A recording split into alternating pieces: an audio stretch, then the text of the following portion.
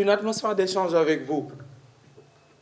Parce que nous ne sommes plus à l'ère donc de donner des cours inauguraux, donner donc des leçons d'amphithéâtre, les gens écrivent et à la sortie de ne pas être opérationnel. C'est ça qu'on a l'habitude de voir. Qu'est-ce que j'essaie d'expliquer donc? On a l'habitude de voir un étudiant qui a fait 3 ou 4 ans de formation en communication. Et à la sortie de cette formation-là, il ou elle n'est pas opérationnel. Il ne peut pas donner une valeur ajoutée à une entreprise. Il ne peut pas apporter sa pierre donc à l'édifice ou à la communication d'une quelconque entreprise. Donc, il est très important de comprendre qu'il y a d'abord les contenus et les teneurs, mais il y a la capacité d'adaptation, mais aussi il y a le savoir-faire.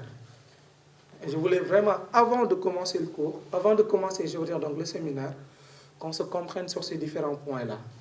Le premier point, c'est que la communication, elle est d'une importance fondamentale sur tout ce que nous faisons. Deuxièmement, ce n'est pas une chose qu'on apprend seulement dans des cours, mais c'est des choses qu'on applique aussi. C'est à la fois une séance, mais aussi c'est à la fois un art. Quand on parle de science, on parle donc d'effectivité, on parle donc de physique, on parle donc de résultats, on parle de calcul, on parle des choses qui sont quantifiables, etc. Mais quand on parle d'art aussi, il y a l'émotion qui vient, il y a la créativité qui vient, tant d'autres choses qui vont devoir venir. Hélas que donc on n'a pas la possibilité de projeter le travail qu'on a abattu pour que chacun puisse voir donc les différents points qu'on avait à relater pour qu'il y ait bénéfice en fait. Vous avez compris un peu. Donc je vais essayer de vous lire un peu le plan de travail qu'on a, mettre des points. J'avoue que ça va être beaucoup plus idéal de le projeter, mais ce n'est pas grave, on pourra en parler.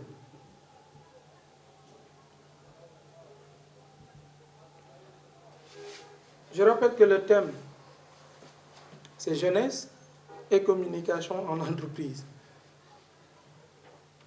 Un thème assez valise, assez grand, ne serait-ce que jeunesse pourrait faire l'objet d'un séminaire.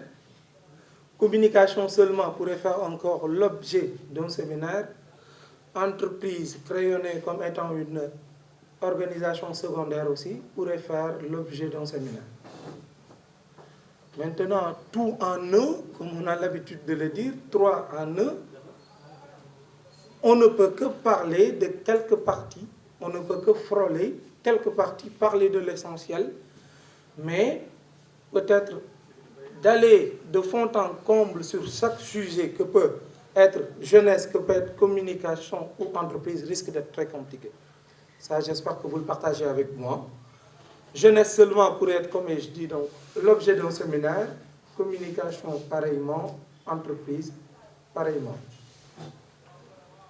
Mais peut-être, essayons de travailler sur ces 3 thèmes.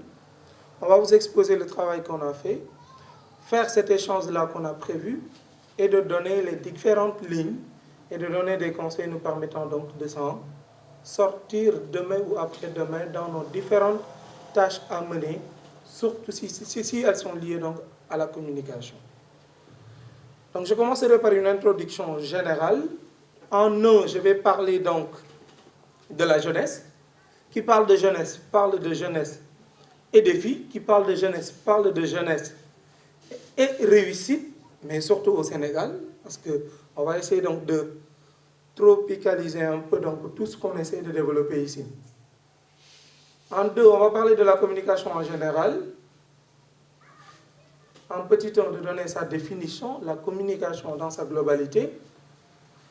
En 2, parler des différentes pensées qu'on a, des différentes réflexions sur la communication. Parler de la tropicalisation de la communication. En 3, au grand 3, parler de la communication en entreprise déjà, faire sa définition, les types de communication en entreprise que nous pouvons avoir, puis parler de la communication opérationnelle, la communication institutionnelle, la communication interrelationnelle et la communication motivationnelle. Tous ces types de communication sont des communications en entreprise, ou sont des types de communication utilisés en entreprise. Ça va nous permettre d'échanger, ça va nous permettre non seulement de le comprendre, mais aussi de voir comment on peut les greffer dans nos différentes activités. Parce que j'essaye d'emblée d'expliquer ça. On a l'habitude de participer à des séminaires, mais à la sortie du séminaire, on n'a pas de valeur ajoutée. Parce que nous avons assisté à un numéro, nous avons assisté à un spectacle, si je peux l'appeler comme ça. Alors que ce n'est pas ça l'objectif des séminaires. C'est comme un élève aujourd'hui, un étudiant, qui fait 17 ans d'études d'anglais, qui ne peut pas formuler 3 phrases. Ce qu'on appelle les dérivés de l'école Jules Ferry. C'est ce que nous vivons. Il y en a certains parmi vous, certainement, qui ont peut-être des start-up, de petites entreprises. Vous faites appel à la candidature, à un poste donc, dans votre entreprise. Ce qui vous étonne, c'est que si vous lancez l'appel à la candidature aujourd'hui, le lendemain, vous pouvez vous retrouver avec 100 CV ou 100 propositions. Vous commencez les entretiens, vous vous rendez compte que parmi ces CV, vous envoyez même des maîtrisards, des doctorants peut-être par exception, mais dans le factuel, pratiquement, ils ne sont pas opérationnels. Très souvent, qu'est-ce qui amène ça? Parce qu'il y a un déphasage entre ce que nous apprenons et ce que nous faisons. Et c'est très important de créer une corrélation entre ces deux sphères-là, si je peux les appeler comme ça, ces deux sphères, qui est l'apprentissage, qui est la formation, qui est l'enseignement, mais aussi la pratique, l'opérationnalité, si je peux l'appeler comme ça. C'est très important de faire une liaison entre ces deux-là. Donc ne vous attendez pas au format habituel, où pratiquement le séminariste vient faire son numéro et rentrer, mais ça sera une atmosphère d'échange avec vous. Et des exemples assez concrets qu'on essaiera donc de travailler. Mais c'est pour cela que j'ai précisé le mot tropicalisation. Parce que si vous entrez dans le net, on a un séminaire en communication. Si vous voyez à la télé, il y a des gens qui vont parler de communication. Mais la communication, ce n'est pas comme ça. Il y a la communication qu'on doit tropicaliser. La communication qui se fait à Mbour n'est pas la même qui se fait à Dakar. La communication qui se fait dans une entreprise d'agronomie, si je peux l'appeler comme ça, n'est pas la même qu'il faut faire dans une sidérurgie, donc une entreprise d'acier. D'où l'importance de faire le dispatching entre les théories et la pratique. C'est très important et on va en discuter plus amplement avec des exemples assez palpables et peut-être tropicaux, ou tropicaux, si je peux les appeler comme ça, nous permettant de comprendre mieux la communication et d'en adapter certaines parce que nous en aurons besoin dans la vie. Donc j'ai essayé de parler donc des 4 communications. Communication opérationnelle, je rappelle que je suis sur le plan, je parle juste des différents points que j'ai élaborés donc dans ce séminaire-là. Chaque point, on va en discuter plus amplement. Je ne parle pas de faire le speech seulement, mais échange avec vous. Parce que je me dis que c'est ça qui est plus important que de venir faire un numéro et s'en aller. En 4e point, on va parler de jeunesse et communication en entreprise au Sénégal. Pratiquement, c'est ça le thème. Donc, le premier, on a parlé de jeunesse. Deuxièmement, la communication dans sa globalité. Troisièmement, communication en entreprise, qui est une partie donc, du thème. Et au 4e point, j'ai parlé donc de la jeunesse et communication en entreprise, au Sénégal aussi. Parce que parler d'une communication qui se fait ailleurs n'a pas trop de sens. Il faut parler donc d'une communication qui est là. Pour cette jeunesse-là, on a essayé donc d'évoquer quelques points tels que le développement personnel, très important. Un autre point que j'ai appelé les valeurs ajoutées. Pourquoi je l'ai appelé valeurs ajoutées? J'ai mis entre parenthèses comportement. Comportement en entreprise, bien sûr. Comportement juvénile, nos comportements, nous autres jeunes. J'espère que le 3e âge ne se sent pas vexé. Jactance, Faconde, on va parler aussi de négociation et marketing imagier et relationnel. Ça, vraiment, je pense que c'est assez de points sur lesquels on va essayer de discuter pour mieux se comprendre. Premièrement, jeunesse. Malheureusement, j'ai pas mis de phrases, j'avais mis des images. Et des images sur lesquelles on devait discuter, parce que c'est très important.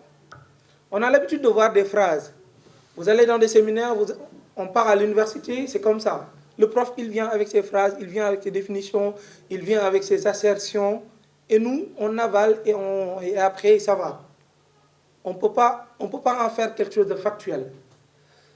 Je ne voulais pas tomber sur ce même piège, et je ne voulais pas non plus que vous soyez aussi dans cette même situation. Cause pour laquelle j'avais mis des images. De parler de cette précarité, de cette difficulté que la jeunesse rencontre très souvent dans les défis. De trouver d'abord du travail, de pérenniser ce travail, mais d'en faire des profits. Chose qui est concrètement difficile. J'avais mis 4 images et très importantes.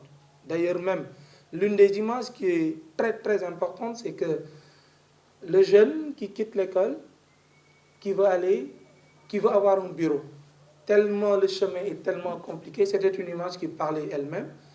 Et bon, si on avait la possibilité de le projeter, ça allait être l'idéal, malheureusement. Juste dire, il est très difficile aujourd'hui au Sénégal d'être jeune. Pourquoi c'est difficile d'être jeune? Qui est-ce qui peut me donner une petite idée? Vous êtes libre de parler. Hein? Oui. Qui est-ce qui peut me dire pourquoi c'est difficile aujourd'hui d'être jeune? Oui.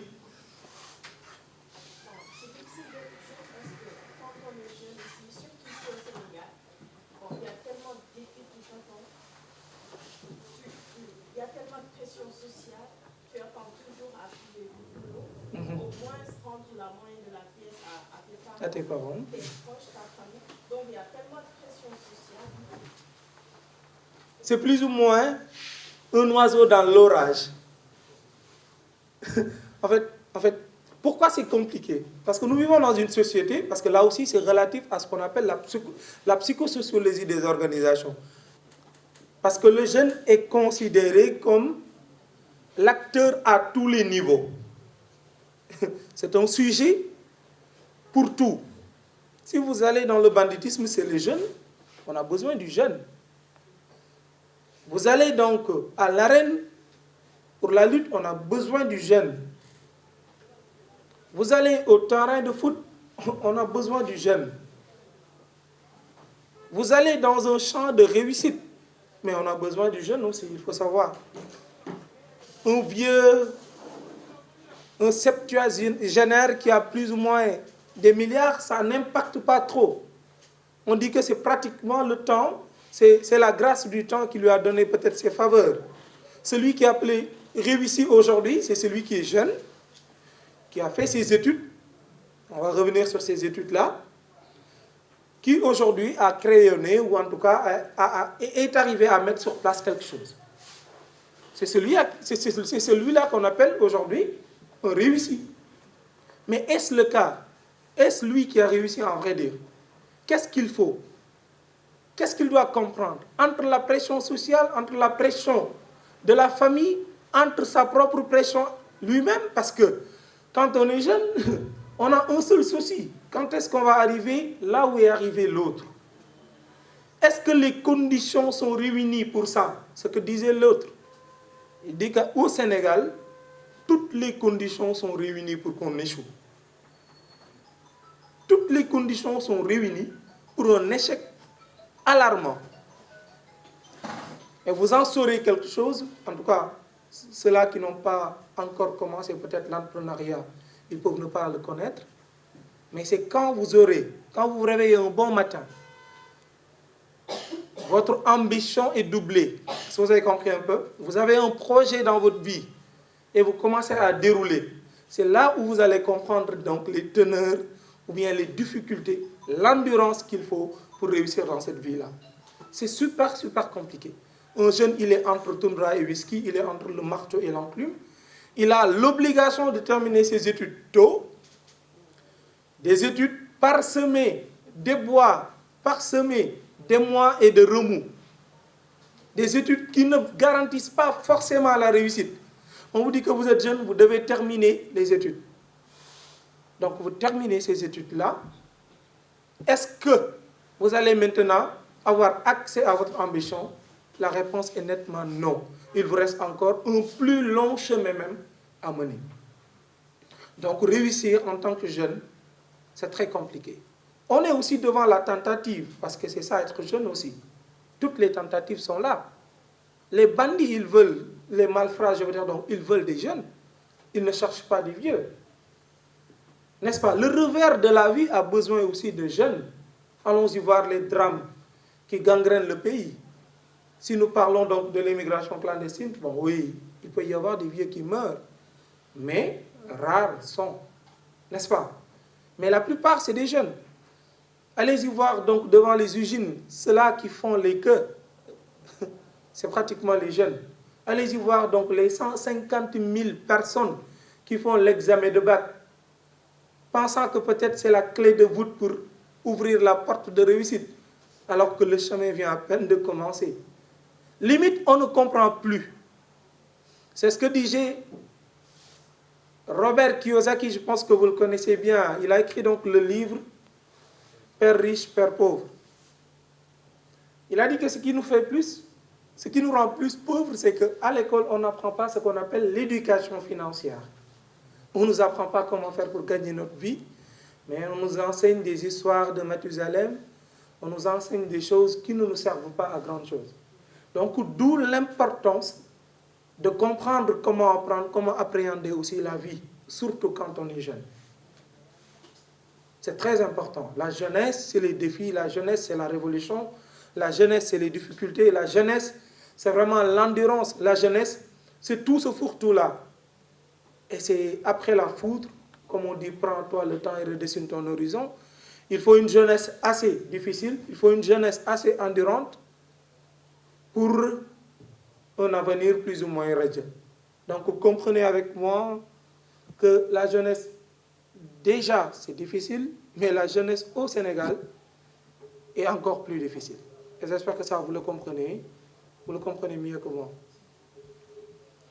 En deuxième point, on avait décidé de parler de la communication dans sa globalité. Si je demandais à chacun un mot pour la communication, qu'est-ce que vous me donniez? Qu'est-ce que vous me donneriez, vous, par exemple? Qu'est-ce que vous entendez par communication? Oui? Échange. Très bien. Oui? Oui? Partage alors. Très bien. Oui? Recevoir. Il n'y a que des filles dans la salle et j'aime. Ou bien? Mes chers hommes-là. Alors, qu'entendez-vous par communication? Qui parle de communication parle de quoi? Oui? C'est-à-dire deux personnes qui communiquent ou bien de partage. Carrément. Donc, partage toujours revient. Communiquer. Quand on communique comment? Donc, toute l'oralité fait partie de la communication. On peut aussi communiquer par geste, non? Ou bien les sourds mouillés ne parlent pas ou ne communiquent pas. Alors, il y a même des études appelées sémiologie, l'étude des signes pour la communication. Et c'est très important. Donc, partager toute l'oralité, qui est la parole alors, qui peut me dire autre chose? Oui? Interaction, ça c'est très intéressant. Donc, l'interaction, oui? Est-ce que vous comprenez le pourquoi je pose des questions? Pour que vous soyez dedans. Hein, participer. S'il vous plaît, mon cher, oui, qu'est-ce que vous entendez par communication? Entrer en relation. Donc, le mot relation est très important. Oui? Oui? Message, donc transmission. Et recevoir, donc c'est un système. On peut transmettre, mais aussi on peut recevoir. Vous voyez, le monde, il est comme ça. En faisant le séminaire, même chose. C'est les mêmes mots que j'avais trouvés, comme vous. La communication passe par le partage, il y a l'interaction, il y a l'échange, il y a tout ce qui est dialectique, vous connaissez l'oralité, il y a le système, il y a la relation, mais il y a ce qu'on appelle l'esprit. Et c'est très important, parce que la communication ne sort pas de ça. Tout ce qu'on essaye de faire, c'est de créer un système. La communication, d'abord, il faut savoir que c'est 2 ou plusieurs sujets qui le font. Physique ou virtuel.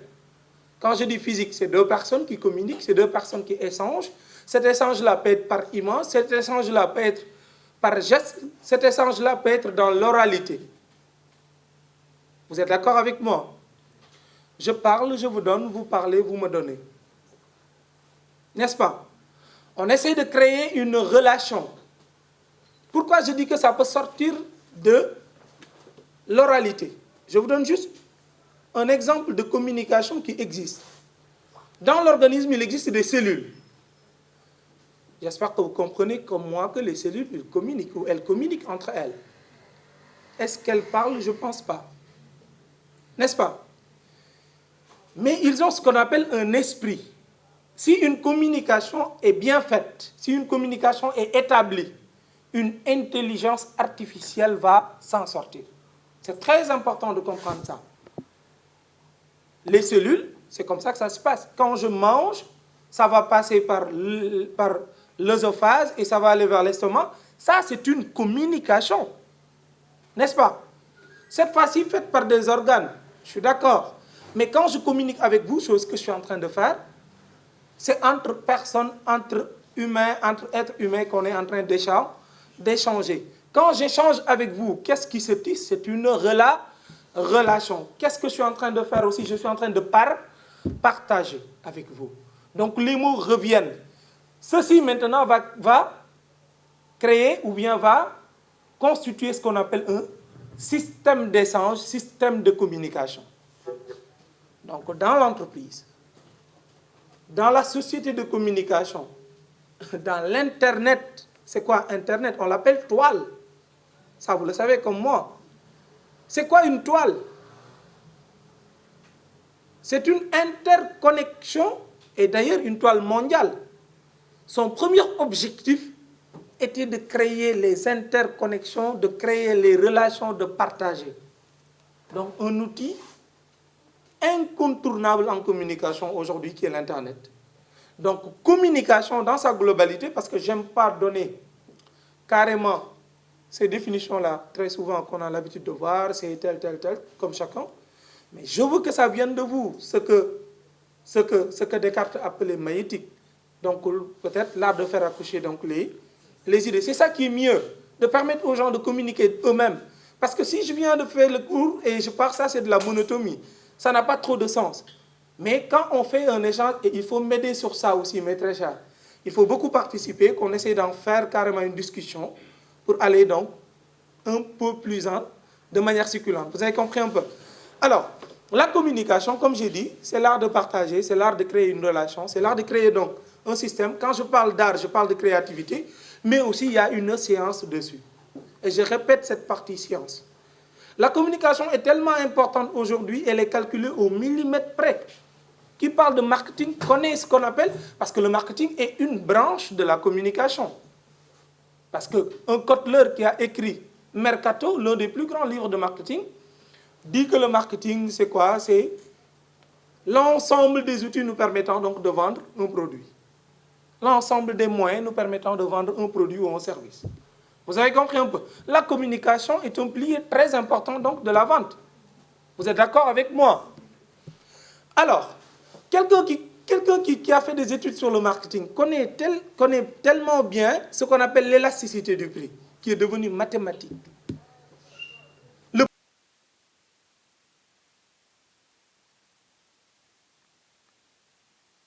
Cette chose-là à côté fait qu'on est en relation, fait qu'on est en communauté.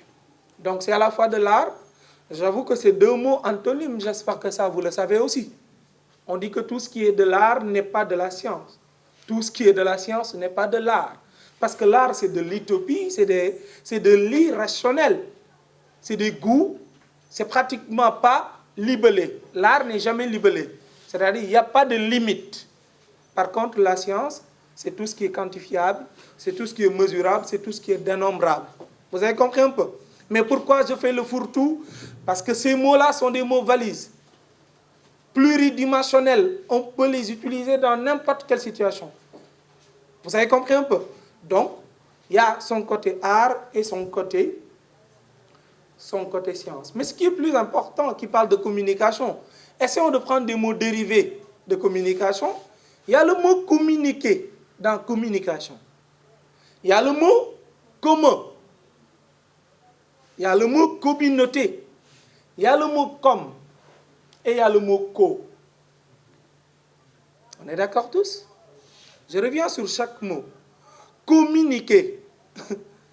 D'ailleurs même, l'adverbe qui vient après communiquer, c'est quoi? Communiquer avec. Vous êtes d'accord avec moi? Donc on a besoin forcément de ce sujet qui participe, qui comble. N'est-ce pas? On communique avec quelqu'un. Communiquer seul même, le mot, la phrase ou le mot existe, mais communiquer seul, c'est carrément du dispatching entre votre humain et votre esprit. C'est en vrai dire ça, la communication, c'est-à-dire se communiquer seul. C'est carrément de la rétrospection, c'est pour cela qu'on parle de communiquer seul. Mais il faut qu'il y ait ce mouvement de va et de vient. Communiquer. Comment? Qui parle de comment? Parle de quoi? Parle d'un système, parle d'un singleton, parle d'un ensemble. Mathématiquement parlant, un système est appelé ensemble, un ensemble d'éléments répondant aux mêmes conditions ou bien satisfaisant les mêmes conditions. C'est ça qu'on appelle un ensemble. Un ensemble, c'est un groupe d'éléments réduits au même dénominateur ou bien qui sont dans des mêmes conditions. C'est ça qu'on appelle. Si je dis ensemble des femmes, c'est parce que c'est des femmes. N'est-ce pas? Ils ont un dénominateur commun. Donc, comment communication peut être dérivée jusqu'à commun? C'est parce qu'ils essayent de créer ce dénominateur commun-là. Vous avez compris un peu? Donc, le commun a son sens. Comme maintenant, on vient à comme. Diminutif aujourd'hui de tout ce qui est communication, diminutif de tout ce qui est communauté aussi, diminutif aussi de quoi? De tout ce qui est intique, mais en communication. Le mot comme, C-O-M. Mais il y a le co qui est très important, le co. Quand est-ce qu'utilise-t-on le co? Je donne des mots qui vous permettent d'avoir une idée. Coopération, co-organisation, coordinateur, coordonnateur du moins. Hein? Le mot co est ce qu'on appelle un diminutif ou bien un préfixe qui ne fait que rassembler, qui ne fait que créer une relation. Donc tout ce qui est communication, dans l'étymologie du mot, ne fait que relever d'un partage, n'est que dérivé, je veux dire, donc d'un partage, d'une relation, d'un système, d'un va et vient. Et vous voyez donc son importance. Donc ce qu'il faut comprendre en communication, c'est que cet aspect relation, cet aspect communauté, cet aspect interaction ne peut pas s'en passer. On ne peut jamais faire une communication, quelle que soit la nature de cette communication, sans pour autant prendre en considération ces mots-là. C'est très important. J'espère que ça vous le notez d'emblée, avant que l'on avance. Hein? Donc, je revenais sur le mot. Oui. Aïwa. Oui. J'ai noté que vous l'aviez donné, notamment en prenant en compte sa globalité avec les interactions et les relations. Alors, une question qui me taraude l'esprit. Qu'est-ce que la communication n'est pas?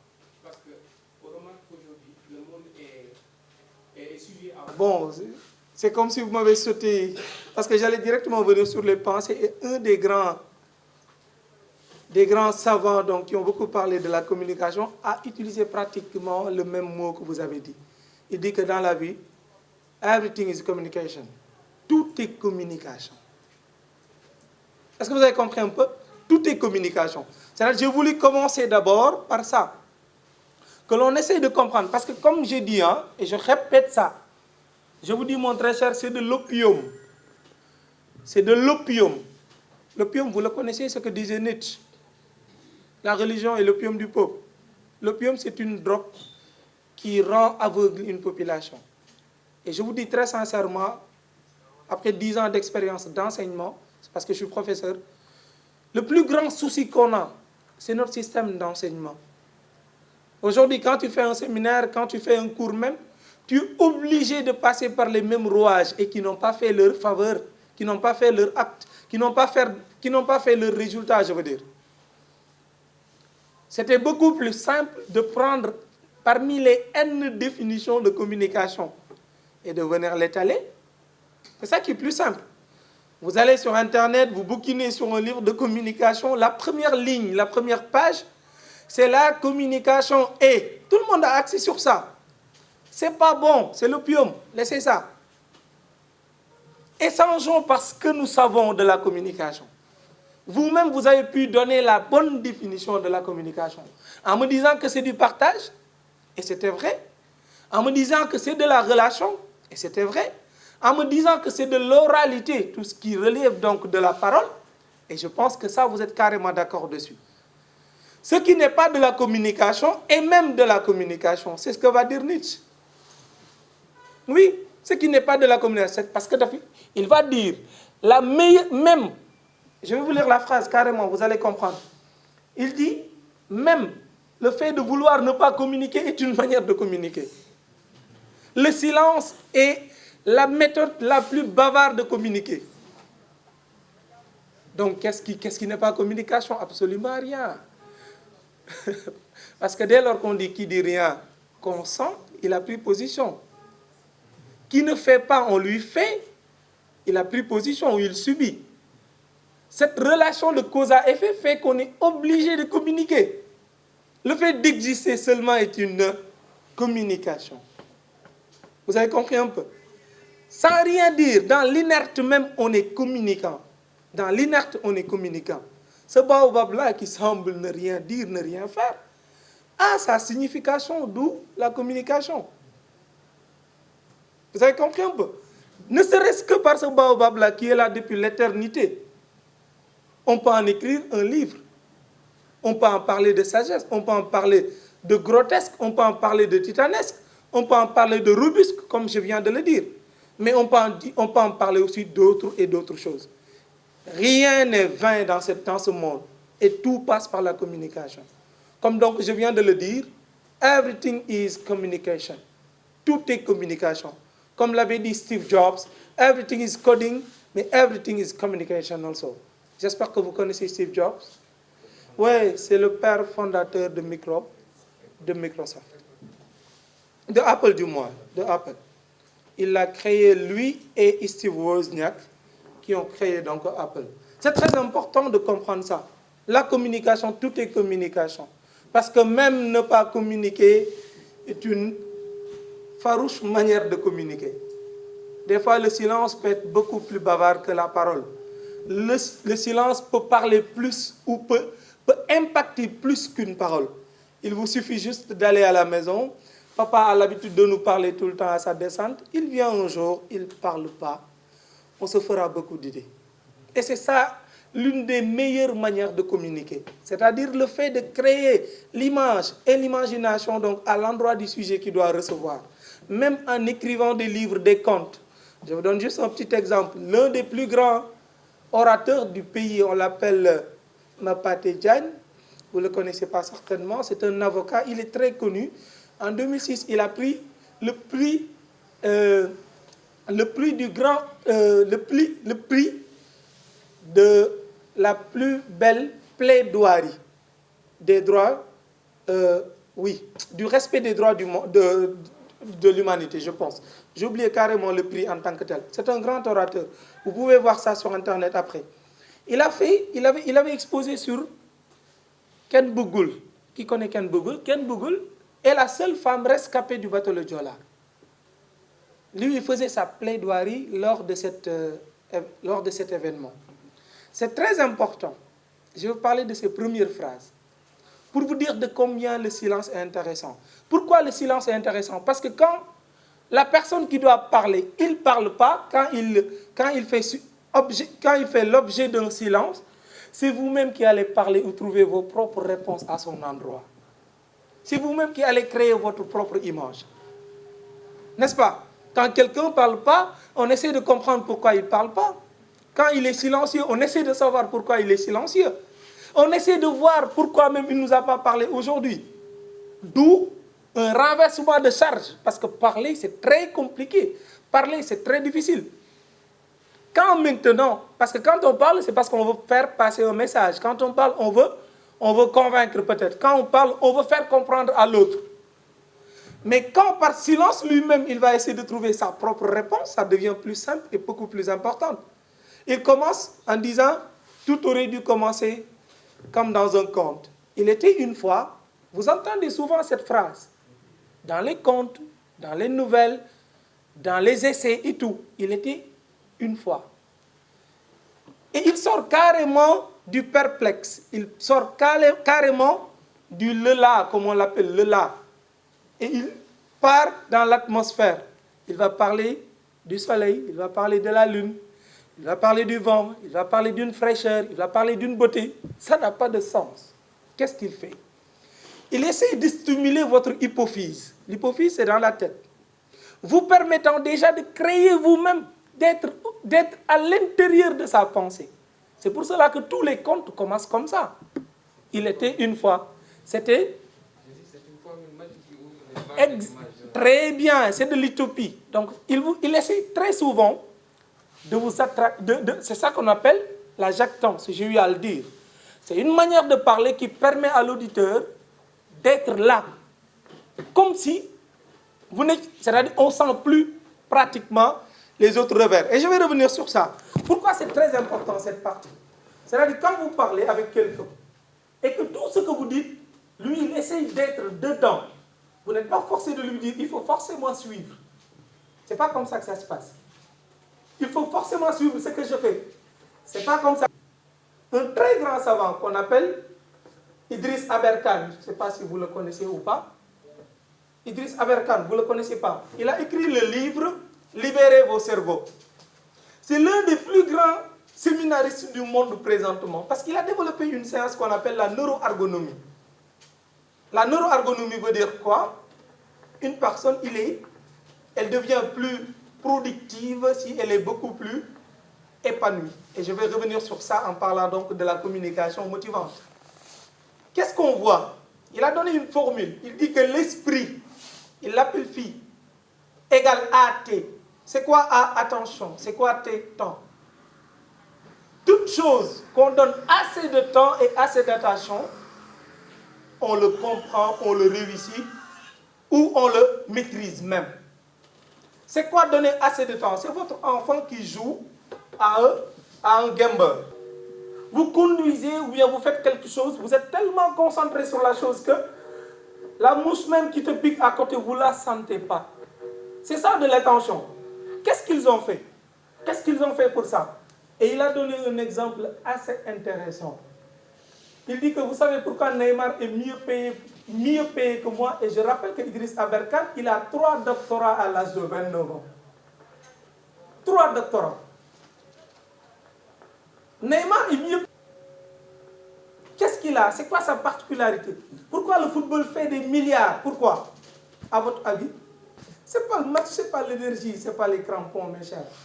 Mais c'est parce que, premièrement, le football crée de l'attention. Le football crée de l'attention. Ne serait-ce que la Ligue.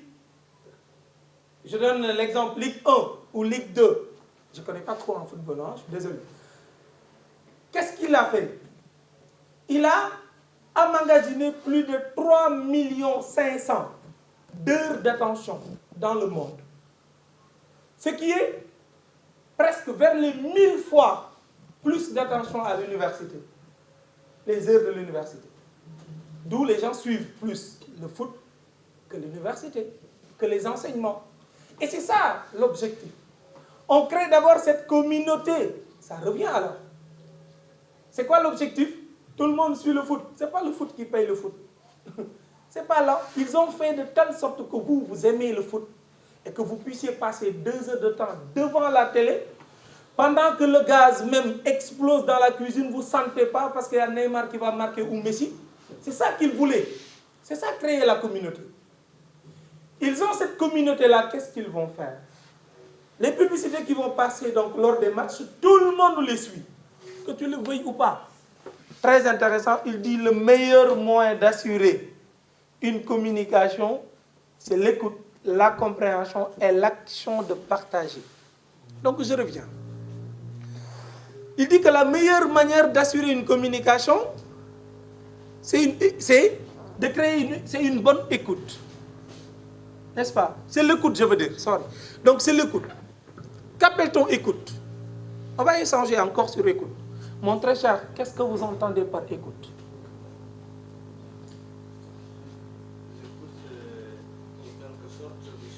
L'attention qu'on porte à un message qui vous est livré, qui vous est destiné, ou bien qu'on n'écoute pas, qu'on entend par hasard. Quand on l'écoute, ça nous permet d'être dans un contact avec un son. Écoute. Avec un message qui nous est parvenu. Très bien. Donc, qu'entendez-vous? Merci beaucoup. Qu'entendez-vous par écoute? Oui. Accorder de l'attention. C'est très intéressant. Pénétrer son message, mais aussi en tirer les meilleures parties afin de pouvoir l'utiliser, réinvestir pour soi-même, mais aussi pour la communauté dans laquelle on est. L'intention, c'est aussi de le considérer. De le considérer. Et quand tu veux parler, tu dois l'écouter pour savoir ce qu'il va parler. Aussi, de ce qu'il a besoin. Ouais. Vous aussi, vous en avez votre propre définition. Donc, j'essaie d'avoir les différentes compréhensions que vous avez de ces expressions-là. C'est très important, parce que c'est ça qui vous mettra un peu dedans. Vous avez compris un peu? Bon, il a dit une chose très intéressante, c'est que la meilleure manière de communiquer, c'est d'écouter.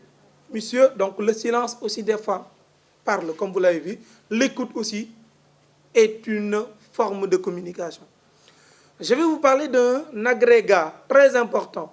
Donc, c'est une connaissance assez intéressante, utilisée pratiquement par toutes les études. C'est ce qu'on appelle la pyramide de Maslow. Vous la connaissez, cette pyramide-là. En d'autres termes, c'est ce qu'on appelle la pyramide des besoins. On l'appelle pyramide des besoins. Au minimum, quand on écoute quelqu'un, on peut connaître ses besoins. Vous êtes d'accord avec moi? Quelqu'un qui parle, qui hurle, on sait qu'il a besoin peut-être de faire sortir sa colère bleue. Quand on écoute quelqu'un qui vient nous solliciter, on peut connaître sa sollicitude.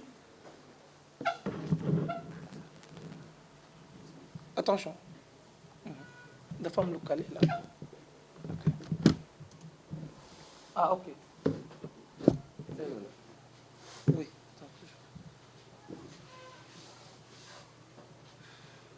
Excusez-moi. Bien. Sur ce fait, on n'apprend pas la communication avec les Français, on ne l'apprend pas avec les Anglais, on ne l'apprend pas avec d'autres personnes. Notre communication, la meilleure, on doit l'apprendre d'un Sénégalais qui a compris.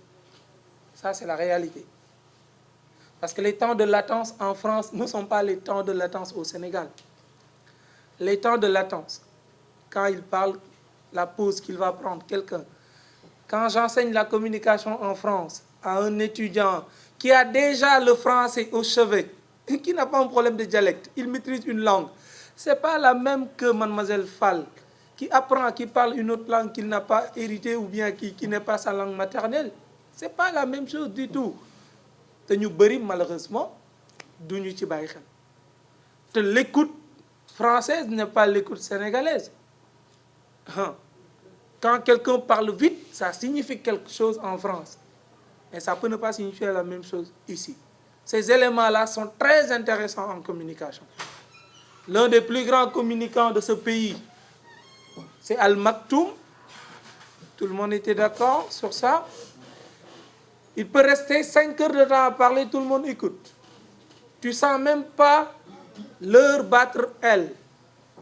Tellement c'est attractif, tellement vous vous sentez bien dans votre peau. Qu'est-ce qu'il faisait? Est-ce que ces temps de latence sont les mêmes que Macron? Non. malgré que c'est un grand communicant?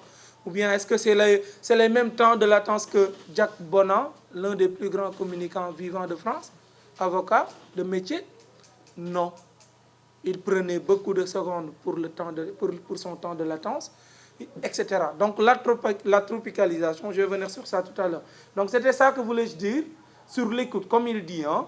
Donc c'est très intéressant de savoir que la communication, quand il dit que l'importance de la communication, c'est d'entendre des choses qui ne sont pas dites, c'était dans ce sens-là. C'était dans ce sens. On peut ne pas dire des choses, mais de les entendre.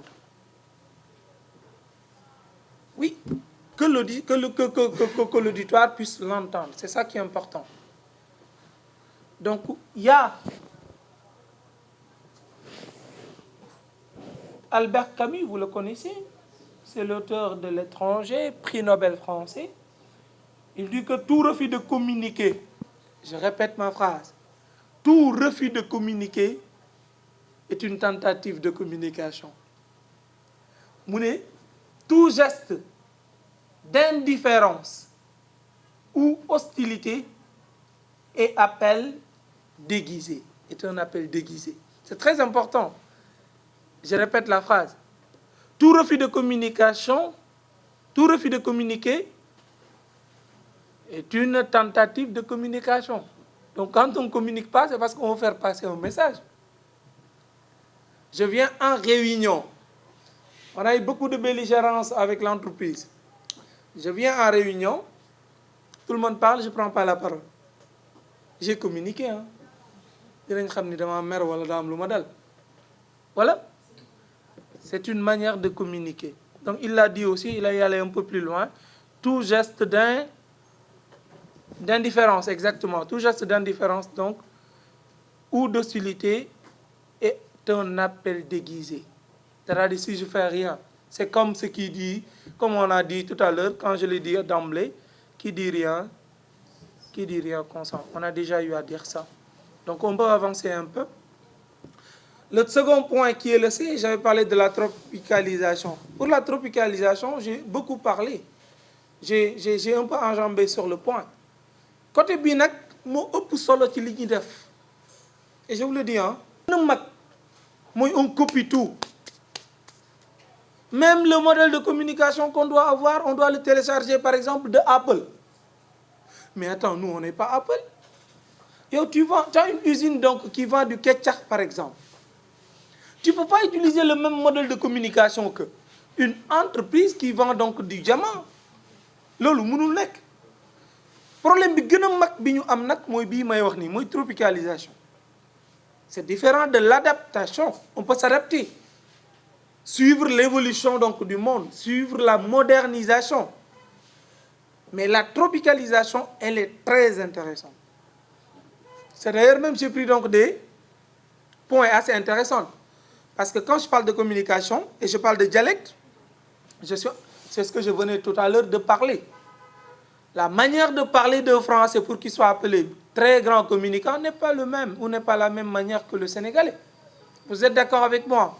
Ce qui attire l'attention du sénégalais, ce n'est pas juste de parler comme le français, non. Il y a autre chose qui vient. Donc le dialecte fait partie. J'ai dit couleur et goût. Quand je disais couleur et goût, je disais les couleurs et les goûts ne se discutent pas. Ça, c'est une phrase que nous connaissons. En entreprise, la capacité d'adaptation est cruciale. Quand vous voulez faire de la communication, il faut savoir s'adapter. Les couleurs et les goûts ne se discutent pas. Je donne un exemple très banal qu'un de mes professeurs m'avait donné. Il me dit qu'il suffit d'aller à Touba pour comprendre que les goûts et les couleurs ne se discutent pas. Toutes les entreprises de Touba, vous êtes obligés d'avoir Darou Khoudous, Mame Diarra Bousso, Touba, Darou Salam, sur le nom. Et le nominatif est très intéressant en matière de communication. Ce qu'on appelle la communication institutionnelle. C'est naturel. Donc j'ai parlé de religion, vous avez vu. Je donne un exemple assez intéressant. Pepsi, vous connaissez, non? Vous connaissez Marlboro. Je donne l'exemple de Marlboro. Marlboro et Philip Morris. Philip Morris, c'est une cigarette. L'entreprise,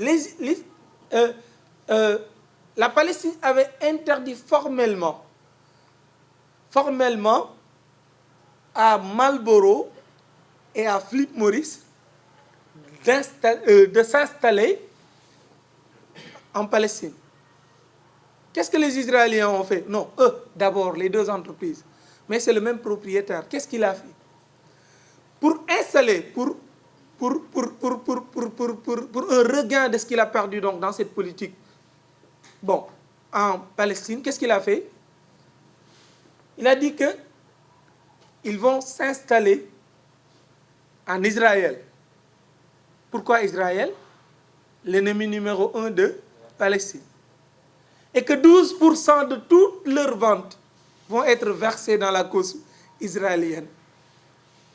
Les ventes ont atteint plus de 40% de l'habitude. Qu'est-ce que cela veut dire? Ça, c'est une méthode de communication. C'est une méthode de communication qu'on voit très souvent. C'est comme les œuvres de caricature, etc., que vous voyez. Je vends ça à un prix exorbitant parce que la moitié de l'argent sera versé quelque part ailleurs, ou je le donne à la calebasse sociale, etc. Ça donne une autre tournure, une autre image à votre activité, même si elle est folklorique. C'est ça qui est vrai. C'est pour cela que j'ai parlé de religion. La première installation de kebab halal en France. Vous connaissez les kebabs halal? Qu'appelle-t-on halal? Bon, ça c'est religieux quand on parle de halal. C'est-à-dire la viande utilisée est tuée. L'animal a été tué donc dans les règles de l'art de l'islam. Vous avez compris un peu? Mais ça a fait une vente assez intéressante parce qu'il a vu que si je l'installe à Marseille, si je l'installe donc dans une contrée où il y a plus de musulmans, ça me permettra donc de vendre beaucoup plus de personnes. Donc la religion, et je l'ai précisé ici, j'ai parlé de couleur, j'ai parlé de goût, j'ai parlé de région géographique. Donc quand vous voulez tropicaliser donc une communication, il faut prendre en considération tout ça. Je ne peux pas venir à Tamba, vous connaissez bien Tamba, Tcherno, chez vous là, pour vendre des pullovers. Ce n'est pas possible en fait. Ça, c'est prendre en considération la région géographique. L'esprit, j'ai parlé d'esprit. L'esprit aussi, c'est très intéressant. J'espère qu'il n'y a pas de lébou ici. Il n'y a pas de lébou avant de commencer. S'il y en a. Alors, c'est bon, par exemple, quand je vais chez des lébous, que je tienne un discours de va-t-en-guerre. Parce que c'est ça leur esprit. Vous avez compris un peu? C'est-à-dire être en adéquation avec l'esprit de l'attente. C'est très intéressant. Donc ça, c'est des aspects assez intéressants donc, pour tropicaliser. Je viens à Hambourg. Bon, il y a des choses que je ne peux pas vendre à Dakar que je peux vendre ici. Zone touristique. Je vends comment on appelle ça? Des sculptures, par exemple. Je vends donc des meubles, je vends aussi de l'art, par exemple. Ça se vend ici. Très bien, moi. Tu peux vendre ça donc, dans une autre zone qui n'est pas touristique. Donc, tout ça, donc, c'est la tropicalisation. Et elle est très intéressante. La tropicalisation, elle est intéressante. Oui, il y a des gens qui l'ont compris, permettez-moi. J'arrive en vous. Ceux qui l'ont compris, c'est les gens des bouillons. Vous connaissez les bouillons? Les bouillons. Je vends du adja, je vends du choker, je ne connais pas tout. Je vends du dolima, je vends ces trucs-là. Je ne prends pas Sadio Mané pour qu'il publie ça, parce que ça ne va jamais marcher. Qu'est-ce qu'on prend? On prend Sun. Vous connaissez Sun? On prend Hassan Bongo. Parce que c'est ça la tropicalisation. Madame, yow da ngay xam ñi jënd say produits. Kan la ñuy déglu? Kan la ñuy seetaan? Lan lañ soxla ci publicité bi? Est-ce qu'ils ont besoin d'une voix off? Non. Ils ont besoin de quelques tam-tam. Ils ont besoin donc un peu du ngéwal, comme on l'appelle, pour que la publicité passe. Et les gens des bouillons, ils l'ont compris. Je donne un autre exemple. Pour parler de région géographique, pour parler de culture, et pour parler de religion, s'il le faut. Vous connaissez l'eau Casamance, la Casamançaise. Qui est-ce qui fait la publicité? C'est Sadio Mané. Pourquoi Sadio Mané? Il est de Casamance, donc région géographique. Pourquoi Sadio Mané? Il est casacéen, n'est-ce pas? Mais c'est parce que aussi c'est relatif à son profil. Ce n'est pas le seul casacéen, il y en a d'autres. Mais c'est relatif à son profil. D'où la tropicalisation. Boy jaay ben mbir Si tu veux installer quelque chose quelque part, tu dois comprendre l'esprit, connaître la culture de ceux qui doivent acheter, etc. Parce que l'autre mot indique les grandes pensées de ces différents du marketing. Vous connaissez l'effet Veblen? Vous connaissez, non? Effet de luxe? Non, vous ne connaissez pas? Effet de masse? Non. Je vais expliquer. Là, c'est un marketing carrément. C'est quoi l'effet Veblen? C'est ce que nous a fait iPhone. Tout le monde a besoin d'avoir un iPhone, même quitte à vendre une dent. Parce que effet Veblen, ils nous ont fait croire que pour que tu sois, c'est ce qu'on appelle l'effet de luxe, pour que tu sois vu comme un luxe, il faut que tu vends tous tes habits là et tu achètes un iPhone à 700 000. La publicité a tellement passé que le chiffre d'affaires de iPhone est la deuxième plus grande entreprise du monde. La deuxième plus grande entreprise du monde, ça vous le savez? Apple. La deuxième plus grande. Emploie plus de 2 millions de personnes. Crée plus de 200 000 emplois directs et indirects dans le monde. 200 millions d'emplois. Qu'est-ce qu'ils ont compris? C'est ça, c'est de très grands communicants. Ils ne jouent pas avec ces choses-là. Ils ont compris qu'il fallait permettre ou faire penser à ça. Pour le besoin d'estime, je reviens sur la pyramide de Maslow, les 5 besoins, les 2 derniers étages. Besoin physionomique, besoin de masse et tout ça, on l'a. Besoin de santé, besoin d'assurance, tout ça, on l'a. Les grandes fois, tu as besoin d'estime. Si tu commences à ne d'autres sol Khartoum, Jazner lay sol. D'autres mam Samsung, iPhone lay out. Xam ñan ñooñu seen revenu ñaata la toll. Motax ils sont extrêmement intelligents. C'est-à-dire ceux-là qui calculent, les traders, ceux-là qui calculent. Il y en a des traders, il y en a des mathématiciens. Donc qui ont appris un peu de l'actuariat, un peu. Ils vont comprendre pratiquement le revenu par habitant de leur cible. Et dans chaque genre. Et ils font de telle sorte que, quel que soit, même si, vous voyez des gens qui ont des iPhones, et pourtant ils ont 150 000 de salaire. Non, des fois, pas de salaire. Regardez ce que l'iPhone fait comme tollé à nos jeunes filles, à nos jeunes sœurs, etc. Problème. Ah, vous pensez que nous sommes non, c'est la communication qui est dangereuse. Quand leur disait, on achète des choses dont on n'a pas besoin, avec de l'argent dont on ne dispose pas, pour plaire une population dont on ne connaît pas. Et c'est vrai. Tout le monde achète des choses dont il n'a pas besoin. Vous connaissez nos amis promotion là. Mais ils viennent, ils vous harcèlent, ils vous martèlent. C'est ce qu'on appelle la violence de la vente. Ce que les gens n'ont pas compris, c'est une méthode de vente. C'est une méthode de marketing. C'est une méthode de communication. Parce que le ciblage, l'agressivité de la vente, comme disait M. Jim Simon Diouf Ndeyssan, il disait que le marketing, il est violent. Et c'est ça, c'est l'harcèlement. Donc, ils vous vendent des choses dont vous n'avez pas besoin. Combien de fois ils sont venus à votre chevet, vous pendre au nez? Tu lui dis, Bignat, les 1000 francs, c'est bon, je te donne demain. Et c'est ça, son objectif, c'est quoi? C'est de vendre. Donc, Apple a fait de telle sorte qu'on est dans cette situation difficile. On est obligé d'avoir un iPhone. Ils ont créé ça dans notre tête. Donc, la tropicalisation, eux, quand même, leur cible est beaucoup plus grande parce que mondiale. Mais ils écoutent, ils donnent, ils écoutent tous les besoins pour les satisfaire. Et ils ont créé donc cet effet Veblen, cet effet de luxe que je parlais tout à l'heure. Il y a aussi effet de masse, peut-être par parenthèse. Effet de masse, c'est quoi? C'est quand je viens dans un échantillon, je dis par exemple, si je vends des bonbons à 100 francs, je vais vendre 20 personnes. Mais si je les vends à 75, je les vends à 200 personnes. Je calcule mes durom là au lieu des 200.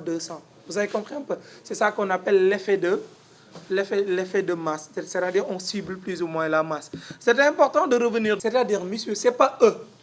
C'est la communication.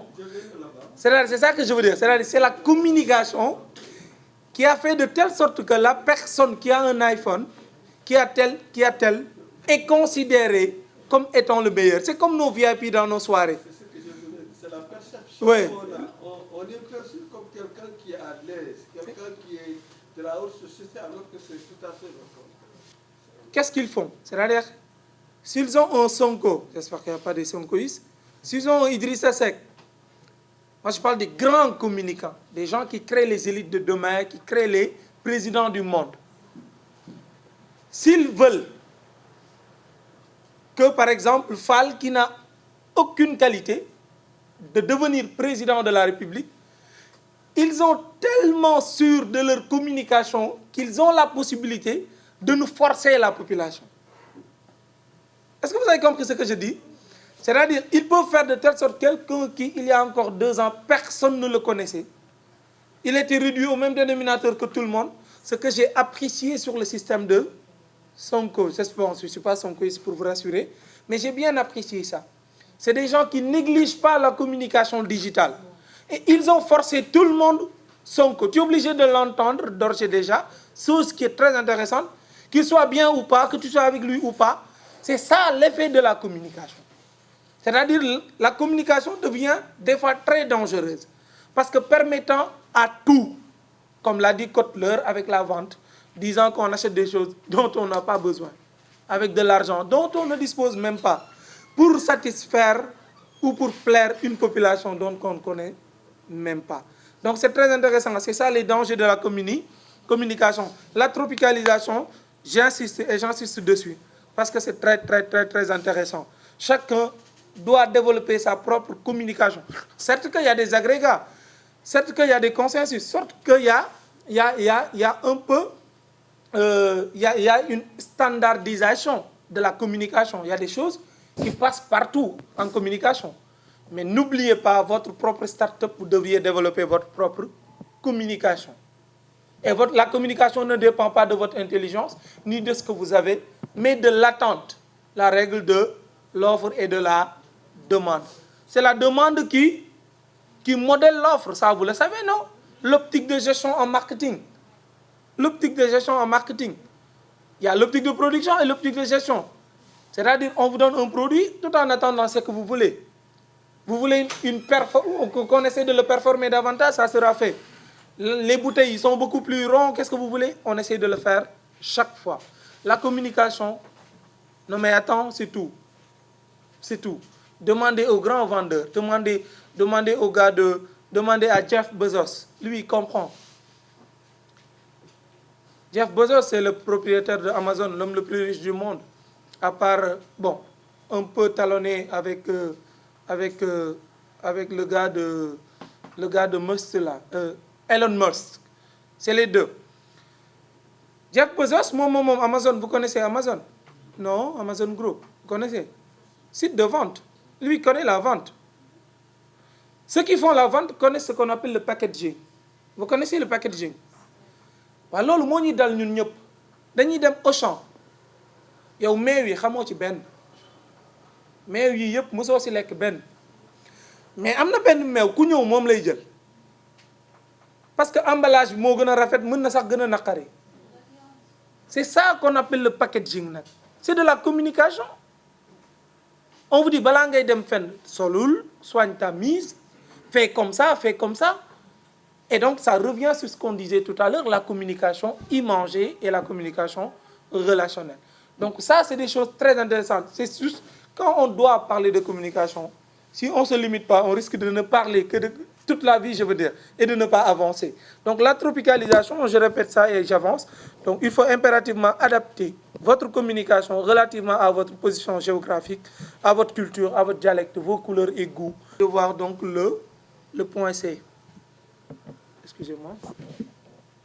Complexité. Chaque entreprise a ses réalités. Et vous le saurez si vous changez d'entreprise. Vous êtes là, tout se passe bien, vous êtes huilé, vous avez les valeurs ajoutées et tout. Vous allez dans une autre entreprise, à partir d'acquis là, vous semblez être carrément nouveau. Et vous apprenez tout. Selon la complexité, l'entreprise doit développer donc une communication externe et interne. Une communication externe et interne de se racheter. En matière de communication, il y a un cas très souvent évoqué qu'on appelle le Buffalo Grill. Qui est-ce qui connaît le Buffalo Grill? Buffalo Grill est une chaîne de restauration comme McDonald's, comme KFC en France, qui faisait d'excellents chiffres d'affaires. Un jour, un des employés a démissionné et a fait un communiqué, disant que l'entreprise utilisait donc la vache folle auparavant. Et 40% de son chiffre d'affaires a flambé. Ne serait-ce que par ce communiqué. Qu'est-ce que maintenant l'entreprise avait fait? Il lui fallait un système de riposte. Il lui fallait un système de contre-communication. Il communique comme ça, toi tu communiques donc de l'autre côté. Ces systèmes-là développés sont appelés aujourd'hui le système de Buffalo Gris.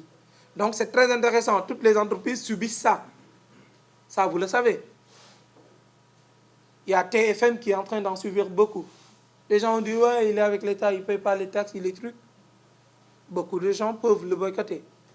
Je donne un exemple. Des fois, l'aspect religion peut venir. Je rappelle, quand les Danois avaient caricaturé donc, le prophète en 2009-2008, si je ne m'abuse, qu'est-ce qu'ils ont fait? Communiqué sorti. Ils ont écrit le code barre. Vous savez que chaque produit a un code barre.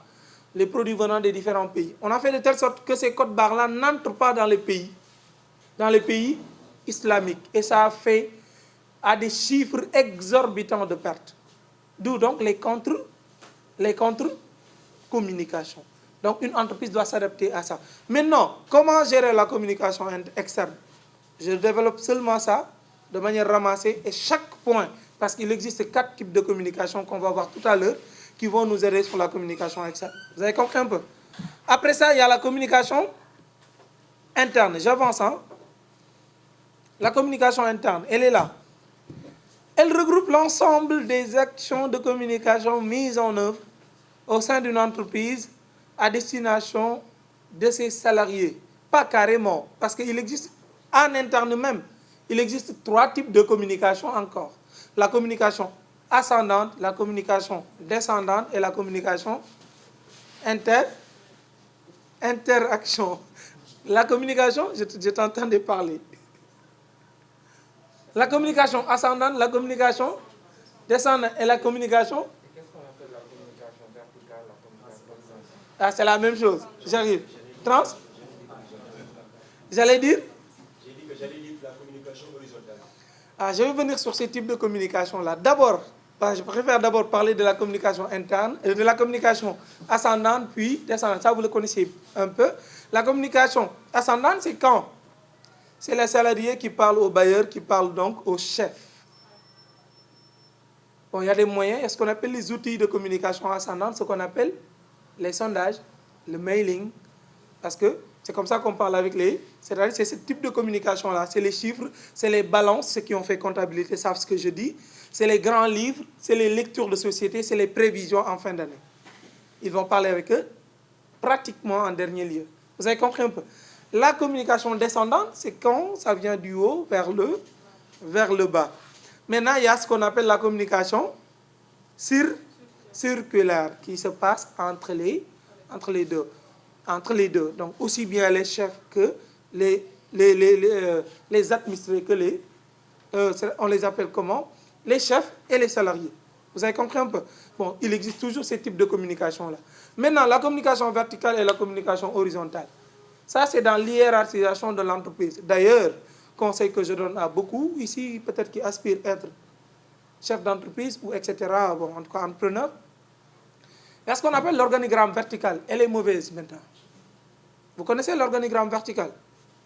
Directeur, secrétaire général, économiste, machin. Ils vont se sentir plus ou moins, ils vont se sentir comme des assujettis. Et ce n'est pas très intéressant dans une entreprise.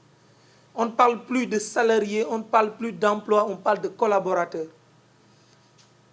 Parce que le travail a évolué. Il y a l'étude scientifique de Taylor, vous connaissez ça? L'étude scientifique du travail de Taylor, le travail en chaîne, qui existait dans les mines. Les gens travaillaient comme ça. On disait que, par exemple, pour construire une voiture, bon, en fait, il y a toujours des entreprises qui utilisent donc le travail en chaîne. C'est comme les voituriers. Qu'est-ce qu'ils font? Il y a des gens qui ne font que monter des pneus. L'autre, il ne monte que des selles, par exemple. L'autre, il monte que ça, c'est un travail en chaîne. Pendant ce temps-là, il faisait l'étude scientifique. Il a bien dit scientifique du travail. Il avait compris qu'il fallait des organigrammes verticaux. Madame qui, du ma jot. Parce qu'il y avait trop de tyrannie dans l'entreprise. Lui, c'est un col blanc, c'est un col bleu. Il va parler avec les cols blancs. C'est moi qui suis le chef, je ne parle pas avec lui. Je peux faire 10 ans dans l'entreprise, je ne le connaîtrai pas. Il n'a amul benn liaison avec moi. Lolu baxul. En fait, ils ont pu démontrer que ça amène ce qu'on appelle les conflits d'intérêts dans les psychosociologies d'organisation. Et là, ce n'est pas très intéressant. On a vu donc dans le livre Les Misérables, par exemple, Molière a beaucoup parlé de ce type de travail. Ils étaient carrément exploités et ils n'avaient pas accès. Ce qui a fait naître aussi les syndicats. C'était ce type de travail, les syndicats. Qu'est-ce qui a fait naître le syndicat? Parce qu'il y avait des ouvriers qui n'avaient pas accès au patron. C'est ça qu'on appelle l'organigramme vertical. L'organigramme vertical, ce n'est pas très intéressant en entreprise. Maintenant, ce que les gens adaptent, c'est l'organigramme horizontal. Il y a le directeur de l'entreprise seulement qui est là, et il y a ce qu'on appelle des pôles. Et la communication deviendra horizontale pour tout le monde. Pour tout le monde. Communication verticale maintenant, il faut que ça quitte un point pour aller vers l'autre point, mais en prenant le sens vertical. Vous avez compris avec moi? Est-ce que vous avez compris la différence entre les deux? L'horizontal est le mieux. Aujourd'hui, les gens ont dépassé ce type de communication verticale. Ils l'ont carrément dépassé. Certes que bon, en entreprise, il y en a certains qui sont naturellement structurés de la sorte. Ils ne peuvent utiliser que la communication verticale. Mais ce qui est l'excellent, j'ai donné des exemples avec les images là que vous voyez. L'esprit, l'entreprise est sous forme de globe et au centre. Vous avez vu? Tout le monde a accès sur le centre. L'esprit de l'entreprise est en blanc. Tout le monde a accès sur l'entreprise. L'échange est perpétuel. Tout le monde pourra échanger entre eux. Et ça va me permettre de passer à l'autre point très facilement. Les outils à utiliser pour ça. Bon, je parlais tout à l'heure de la communication interne. Comment on peut l'utiliser? Comment on peut le développer dans une entreprise? Parce que si ça ne marche pas, ça ne va pas aller. Il faut qu'il y ait symbiose. Il faut que l'équipe soit soudée pour qu'il puisse donc relever des défis. Parce que travail, tous les travaux sont difficiles. L'endurance dans le travail est très difficile. Les entreprises qui l'ont compris aujourd'hui, qu'est-ce qu'ils ont? Ils ont sélectionné ce qu'on appelle des psychologues. Dans chaque entreprise, dans les grandes entreprises, ils ont des psychologues, ça vous le savez. Des sociologues et des psychologues qui viennent dans l'entreprise, qui ont leur bureau. Chaque fois qu'ils ont quelque chose à faire, vous vous réveillez tôt le matin, ils voient sur la caméra que vous ne portez pas bien, ils vous appellent dans le bureau.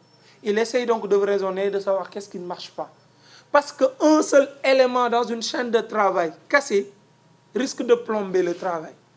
Chose qu'il faut éviter. Et je viens de parler tout à l'heure de la neuroergonomie, l'épanouissement dans le travail. Parce qu'il est aujourd'hui démontré qu'une personne épanouie est beaucoup plus productive qu'une personne qui n'est pas épanouie. Et il a donné l'autre exemple très marrant. Il dit qu'en prison, vous ne verrez jamais un épanoui. Les gens qui sont en prison, ils ne sont pas épanouis. Ou ils n'étaient pas épanouis avant. Quelqu'un qui est épanoui, est-ce qu'il peut tuer? Je ne pense pas. Hein?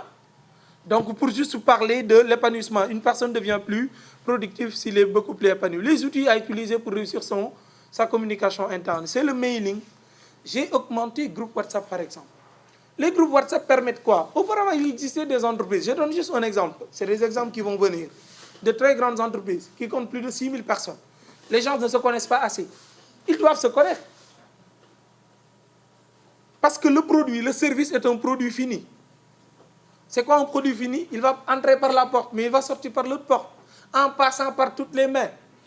Vous êtes d'accord avec moi? Si l'une des mains est sale, ça va affecter le produit.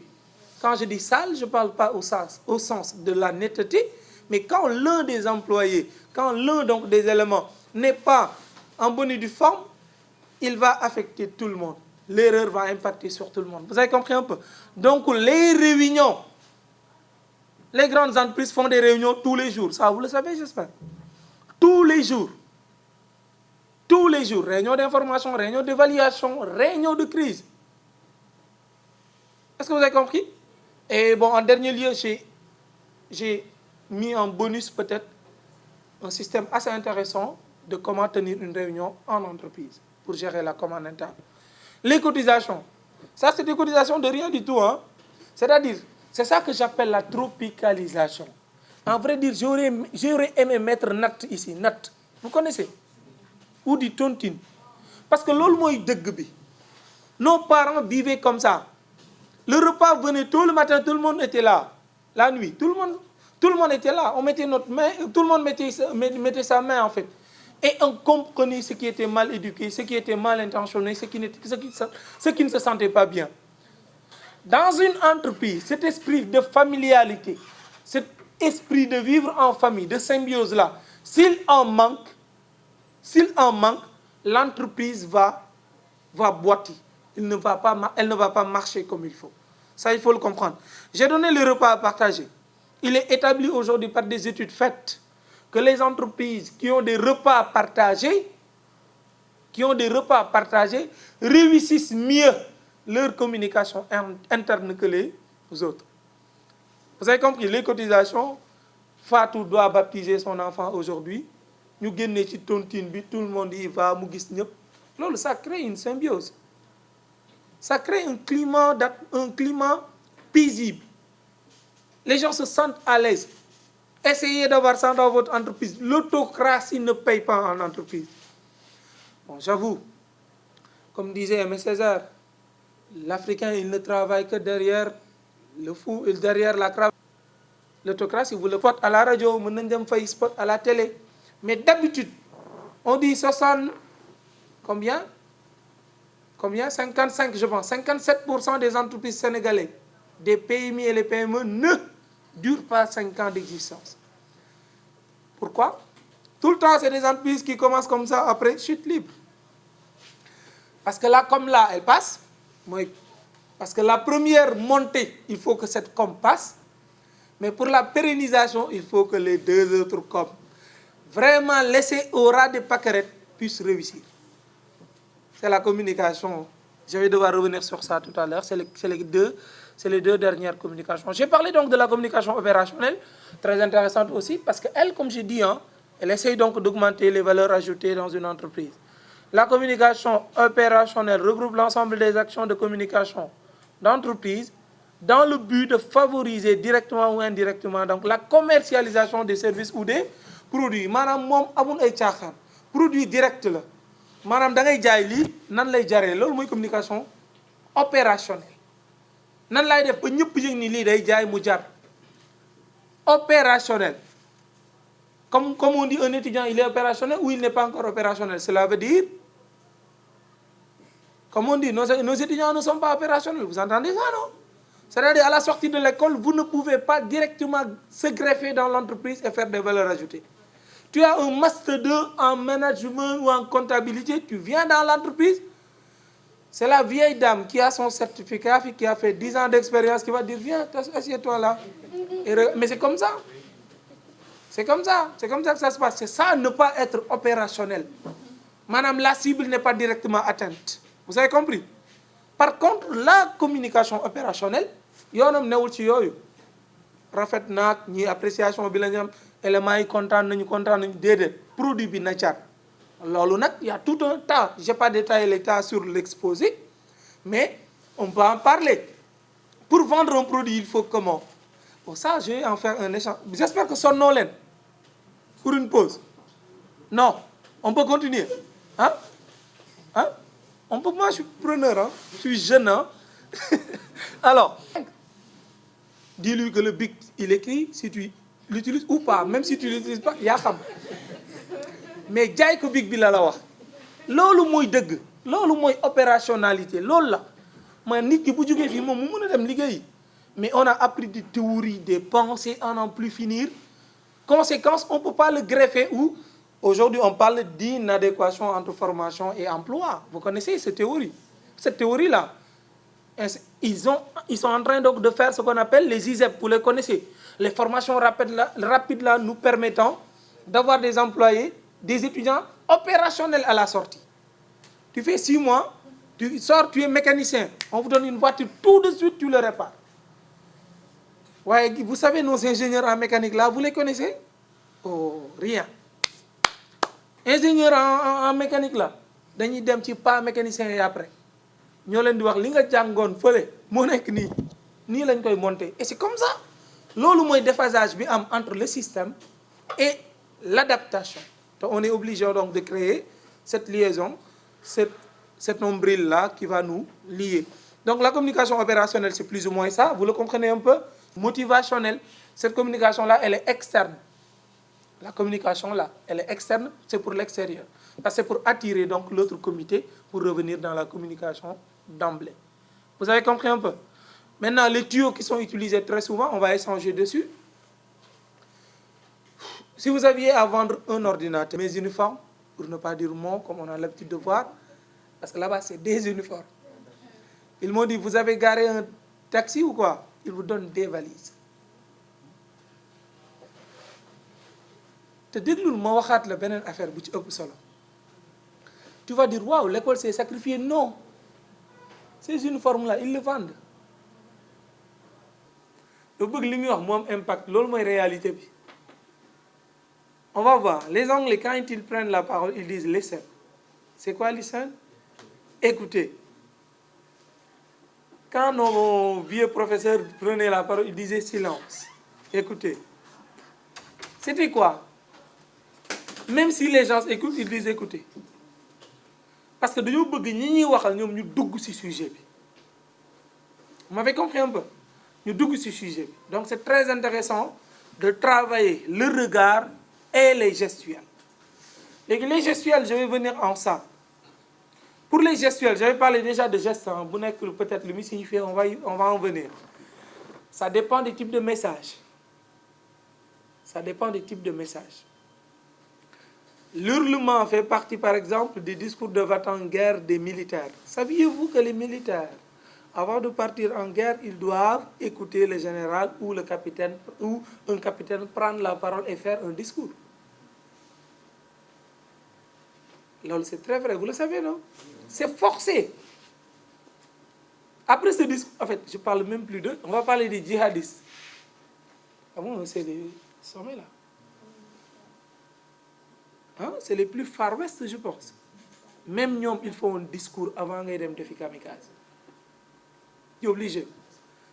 Parce qu'ils se sont dit qu'après ce discours-là, devant un lion même, on pourra l'attaquer. Donc le discours est intéressant. La prise de parole est très intéressante. Le général, il va commencer par hurler. Il hurle pas pour... il essaye de mettre l'atmosphère. Ils vont parler en haut, etc. C'est pour requinquer l'autre. C'est pour le revivifier. C'est pour lui donner encore plus de courage et d'opiniâtreté. Donc, de par le discours seulement, c'est pas évident qu'on l'appelle discours de la nation. C'est pas évident. Discours de l'année. Discours de la méthode. Non, du fond. Le discours, il est intéressant.